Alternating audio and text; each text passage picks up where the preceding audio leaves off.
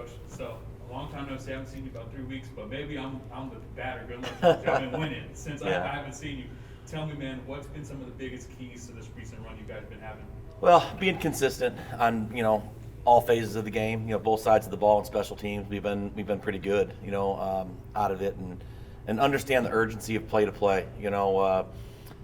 The last play of the game, you can, it can be for the game, right? But you don't win or lose on the last play. You play a lot of plays in between. So taking those plays that are early in the game, middle of the game, they're just as urgent as the last play is. So being consistent on both sides of the ball and on special teams, all phases like that, have been the biggest thing. I think the focus on that has been good, and we'll need to continue to get better and better at that as the season goes on.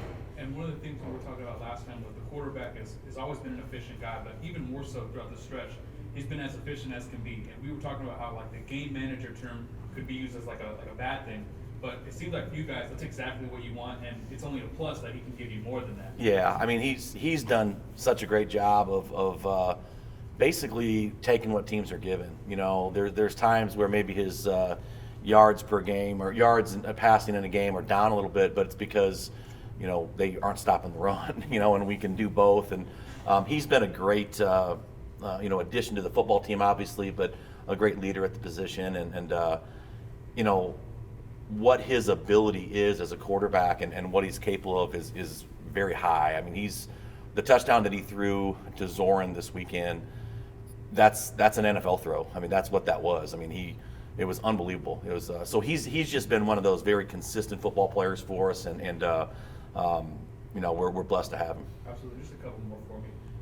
Before the season, we talked about the goals for this team, and you told me we will win a national championship.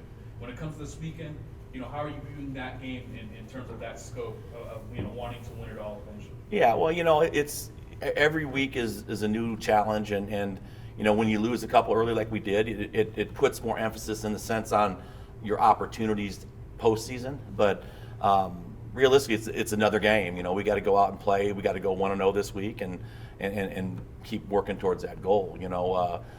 This team's capable of doing some special things still. It really is. It's a good football team. We put together a pretty good run here the last 3 weeks, and 4 weeks with the bye.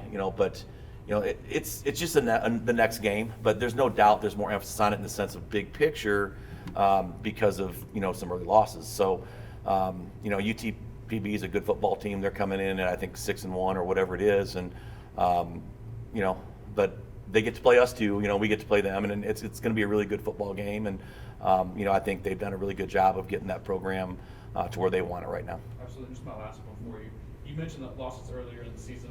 What has been overall the biggest difference in the locker room that you've seen? Obviously, the production is different, but in terms of that locker room, what are some things that you've been seeing? I think just the focus. I mean, we've always had good focus. We've had good leadership in the locker room. I think just to understand that urgency, kind of what we talked about earlier. That urgency has increased. I think the awareness of the situation where you lose another game, and it's going to be hard, to do what you want to do and reach the goals you want to reach. So, I think that part of it plays into it a little bit. But our guys are playing with great confidence, and they're loose. They practice well. We're getting prepared well. So I think that's the biggest thing you see to it. There's not a panic button, but there's an understanding of the urgency that needs to go into it to reach the goals we want to reach. Y'all really dominated in that second and third quarter to get that win. Talk about that win and what your team did successfully out on the field. Yeah, well, we stuck with it, quite frankly. Defensively, we played great. We really did. Our guys, we took the ball away, I think, 4 times. We had 4 interceptions. A lot of it's great coverage, but it's great pressure up front and keeping the quarterback in the pocket as much as we could. I mean, the quarterback was a really good runner with the football too, so we were concerned about keeping him in the pocket. So defensively, we kept him in there, got pressure, and he threw the ball up a few times, and our kids made plays. Offensively, we got going. We did. Off the turnovers, those were huge for us. Defensively, I think Kingsville's one of the best defenses I've seen in a long time. Their front seven, and I'll say their back end too. I mean, they have some talented football players. They were physical. We were talking. I think that's probably one of the best D lines I've seen in my years as a head coach at Angelo State. So they've done a really good job there. But our guys stayed focused, stayed locked in. understood that, we're not going to score every time we get the ball.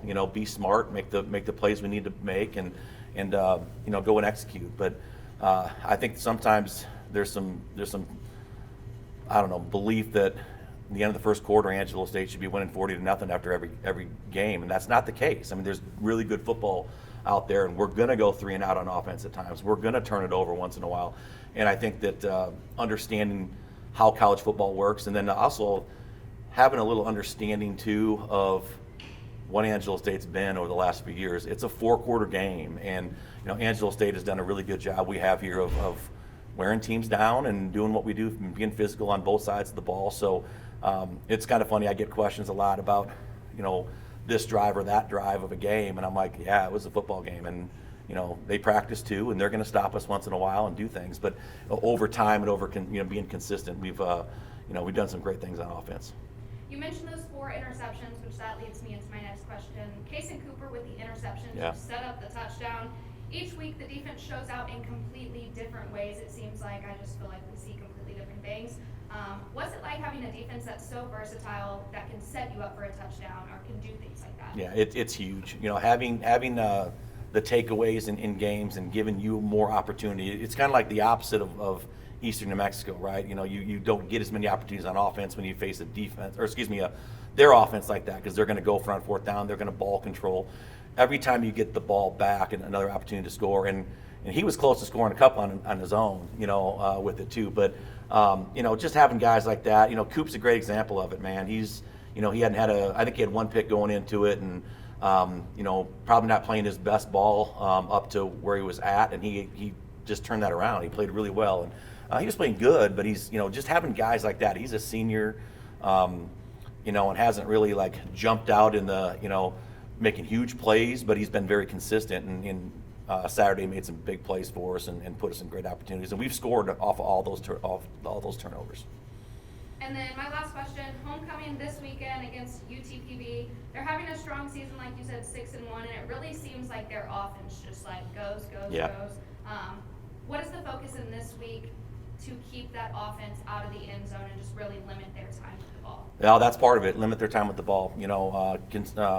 Keeping to the game plan of trying to take the ball away when you can, and if they make a mistake doing that, they do a lot of quarterback run game and do some things. And their quarterback's a very talented football player. He transferred in last spring. So just taking away some of their strengths and what they do. They definitely like to run the football. But again, they got to line up and do it against us, as well. And we got a pretty good group to stop the run. So it's going to be a great football game. They've just made so many great improvements there at UTPB. But at the end of the day, I think it's going to be 2 good football teams going at it and seeing who's a better team and to move on. So I'm excited for it. Homecoming, it's always exciting here. You worry a little bit about that with all the different things going on at homecoming, but we remind our guys our job for homecoming and our contribution to homecoming is winning a football game. So hopefully we'll go out and get that taken care of. Coach, Braden Wilcox had arguably the best game of his career. Yeah. Had almost 40 yards on the ground. He had over 100 through the air. He was more than half of your passing yards. Just talk about that young man for a minute. Man, he is just so versatile in what he does, and catches the ball well out of the backfield. When we recruited him, we seriously didn't know exactly what position he was going to be. He played great defense when he was at Cristobal, and we actually looked at him in defense right away. And he just does so many different things. He catches the ball so well, but he's a great running back. I mean, he had 150 yards rushing against Eastern, and then turns around and had 100-something receiving, against Kingsville. So rushing yards were hard to come by on Saturday. Again, a really good football team, a really good defense by Kingsville, and so we went to some of the short passing game. If you look at some of the catches he had, it was just basic swings out of the backfield or different things, and those are extensions of running plays. They really are, getting the ball to him fast and in space. And he did some great things, man. But that kid, he's so explosive. He's a dynamite person. Having him around and just being in the locker room, he's a lot of fun. He gets along with everybody, and we are so lucky to have him. And the offense totaled over 300 yards. Of course, that's a great day whenever you do that. But you already talked about how talented the other guys were on the defensive front and whatnot, and that might have affected your overall rushing attack. But do you think it also had something to do with the fact that you had short fields Yeah. to the interceptions? Yeah, no doubt. You know, when you get the ball at the 8 and 12 and 20-yard line, you know, that shortens the amount of yards you get. But I'll be honest with you, I don't care about those yards as if we're scoring points. You know, whatever we get a chance to do that, and we'll take as many short fields as we can get in a football game. But yeah, that plays a part of it. But again, I mean, hats off to Kingsville defense. I mean, they were really good, and they were well coached and had a great plan for us. But at the end of the day, you know, through the third and the fourth quarter, on both sides of the ball, you know, Angelo stayed warm out a little bit, and we had opportunities to score touchdowns, and we did that. Okay, All right, thank you. Thank you.